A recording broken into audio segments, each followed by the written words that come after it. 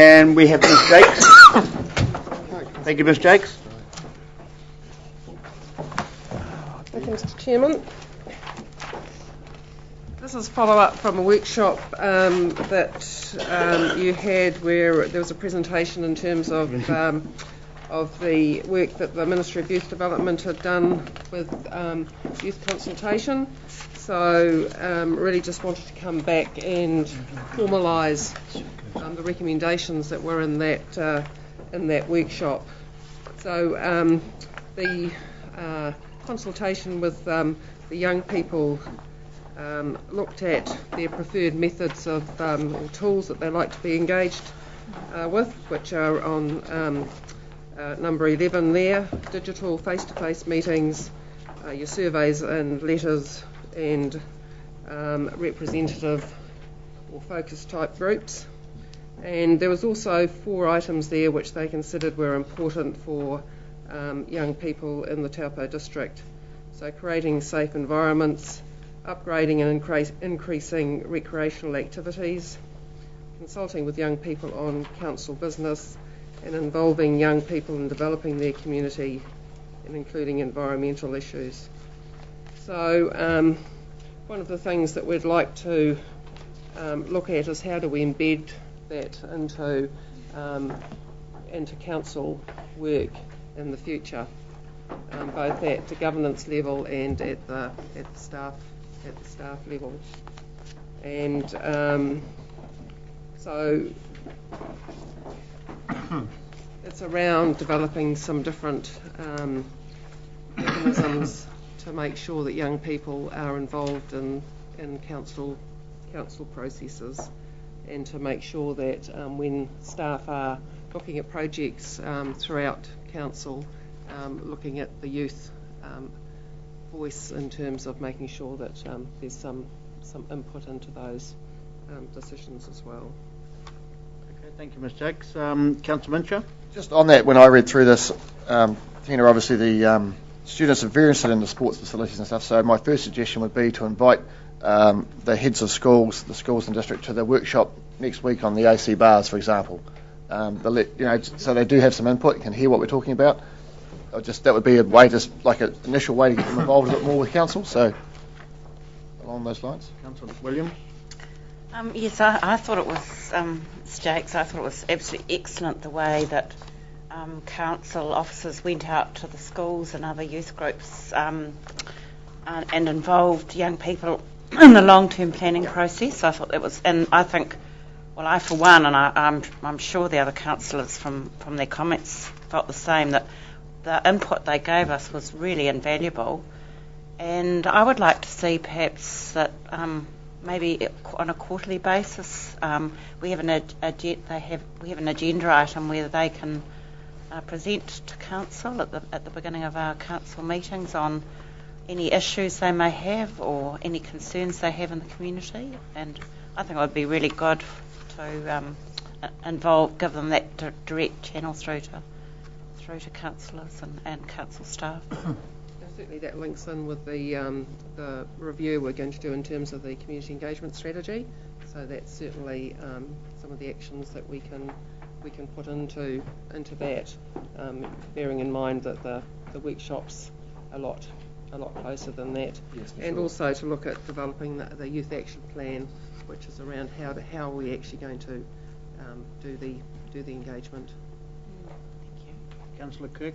Oh, actually, Ms. Jakes just answered what I was going to ask in her answer to Councillor Williams. But like I said in the workshop when we went over these findings, which I felt quite excited about, I'd just like to offer staff my help in any way. And yeah, looking forward to the community engagement workshop at the end of September. Councillor Heckley? Yeah, I just think it was great to see the presentations or the submissions to the LTP. And I know the staff instigated the schools coming in and giving those, speaking to their submissions. So it's probably things like that we should get more involved with, or get the youth more involved with. But, I think those was really interesting, those sessions. Yeah. And anything further? So I don't know if it's worth throwing this out there, but I see Councillor Smiley in the back of the room, and you're welcome here, of course, Councillor Smiley.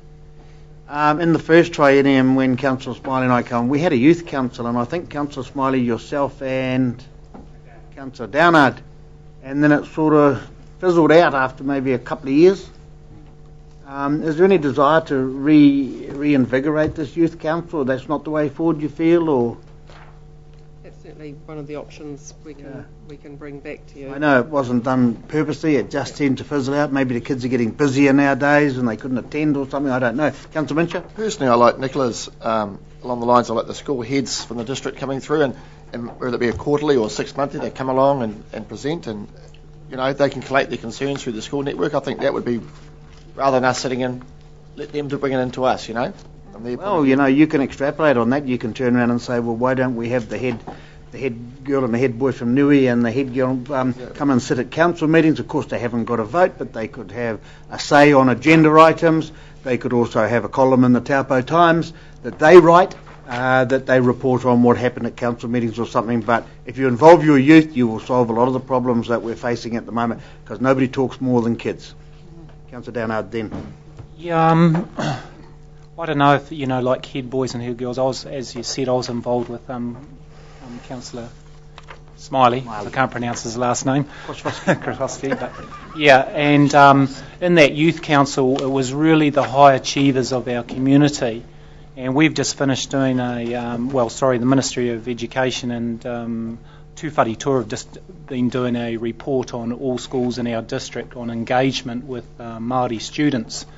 And it's normally the ones that can't engage that we really need to engage with in our community. And, I'd love to see, I was very impressed, as Councillor Hickling said, how in the long-term plan we had council staff actually engaging in the school communities, and the ones that were presented here weren't head boys or head girls. They were very down-to-earth people from Mangakino and Tahara College. I hadn't even... they were some of them were actually year 10 and 11s, and that's the view that we kind of need in our environment. I'm not taking anything away from head boys and head girls and, achievers. Even in the primary school, we had representatives from primary school. Again, they were leaders in those schools that came in and sat around this table. But I think we need to focus more on, rather than, us all sitting here with a couple of councillors, actually getting out in the community with those kind of people that need help to engage. Whether we need to get a working group together and actually, out of these findings and other findings that are in our community, because there's a lot of work getting done out there, and that's what I was really impressed with this. We had the police there presenting as well, because when you look at a lot of the results with all those youth in our community, the community, you look at the 4 top ones, were all something that the central government wants us to do without, and that's all well-beings. And yet, you look at the 4 top, the highest ranking ones in our community are all stuff that I think, as a council, we actually need to, rather than in here, get out there and, do a little bit work with them. And if it's a couple of councillors that champion that and go out with, one staff, I think, who was the one that went to the colleges? Mike, was it? That's left. I mean, he was received, I got good comments back from the colleges that he was well received in those schools. So that's just my comment on it. Okay. So we have a suggested resolution on page... I'm sorry? Councillor Williams? Yeah, I think it's quite a good idea that young people have a voice in council as well as reaching out into the community.